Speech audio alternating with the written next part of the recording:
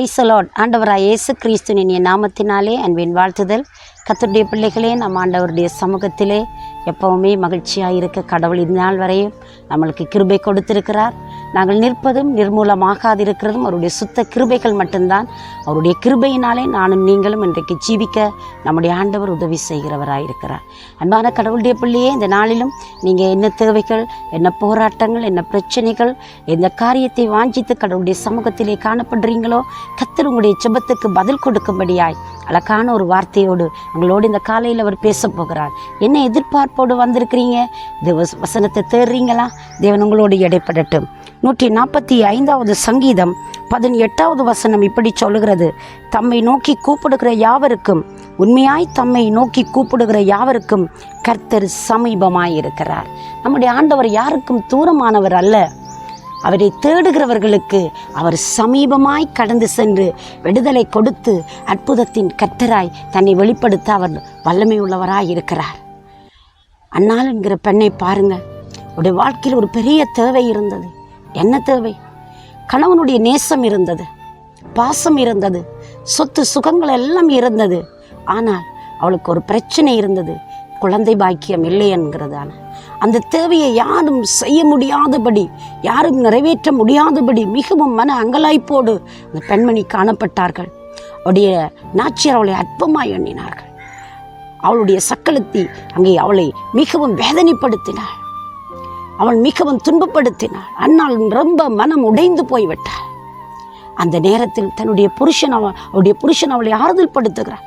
10 குமாரரை பார்க்கிறேன், நான் உனக்கு எவ்வளவு மேன்மை, நான் எவ்வளவு அதிகம், நான் எவ்வளவு உனக்கு காரியங்களை செய்து கொடுக்கிறேன் என்று சொல்லி அன்னாளை தேற்றின பொழுது அன்னாளுக்கு மனம் ஆறுதல் அடையலைங்க. ஆனால் ஒன்று செய்தால் அண்ணா ஆலயத்திற்கு ஓடினாள்.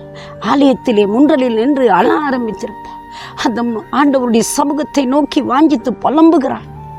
மனம் கசந்து போயிருக்கிறாள். அப்பொழுது அங்கே இருந்த ஆசாரியன் அவளை பார்த்து கேட்கிறார்: நீ வெறித்திருக்கிறாயா? ஏன் வெறித்தனமாய் நடக்கிறாய்?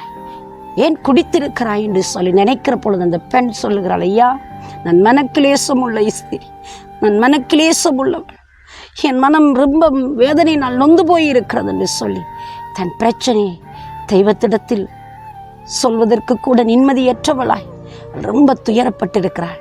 அதே நபர் மூலமாய், ஆசாரியன் மூலமாய் தேவன் பதில் கொடுக்கிறார்: உனக்கு ஒரு குழந்தை கிடைக்கும் என்பதாக. அன்பு பிள்ளை, நீ தேவ சமூகத்தில் தேடுகிறது, அவரை உண்மையாய் நோக்கி பார்க்கிறவர்களுக்கு அவர் நல்லவராய் வெளிப்படுவது மட்டுமல்ல, அவர் நன்மை செய்கிற கடவுளாய் இருக்கிறார். அன்னாளுடைய வாழ்க்கையில் எந்த குறை இருந்ததோ, எந்த குற்றம் இருந்ததோ, எந்த வேதனை இருந்ததோ, எந்த காரியம் அவளுக்கு மிகவும் போராட்டமாய் இருந்ததோ, அந்த காரியத்தில் அற்புதம் செய்வதற்கு ஆண்டவர் அவளுக்கு அருகாமையிலே நின்று ஒரு மகிமையான பதிலை கொடுத்து அனுப்பி அந்த பெண்மணி அழகான ஒரு ஆண் குழந்தையை பெற்றெடுத்து, அந்த குழந்தையுடைய பேர் தான் சாமுவேல். அந்த சாமுவேல் தான் தொடக்கி பெயர்சேபா மட்டும் ஒரு தீர்க்கதரிசி என்பது பிரபலியமாயிற்று என்று சொல்லப்படுகிறது. அவ்வளவு ஒரு பிரபலியமான தேவ மனுஷனாய் திகழ்வதற்கு அன்றைக்கு ஒரு தாய் வடித்த கண்ணீர், அந்த கண்ணீரின் செபம் ஒரு பெரிய பதிலை கொண்டு வந்து கனம் பண்ணினது. பிரியமானவர்களே, இன்றைக்கும் கண்ணீரோடு அவருடைய சமூகத்தை நோக்கி பார்க்கிறீங்களா? உண்மையாய் தம்மை நோக்கி கூப்பிடுகிற யாவருக்கும் கர்த்தர் சமீபமாயிருந்து ஒரு நன்மை செய்து கனம் பண்ண வல்லவராய் இருக்கிறார். இன்றைக்கு நீங்கள் என்ன மனக்குழப்பத்தோடு கலக்கத்தோடு காலையிலே உட்கார்ந்து கொண்டு இருக்கிறீங்க, ஒரு மூலையிலே சோர்ந்து போய் இருக்கிறீங்களா?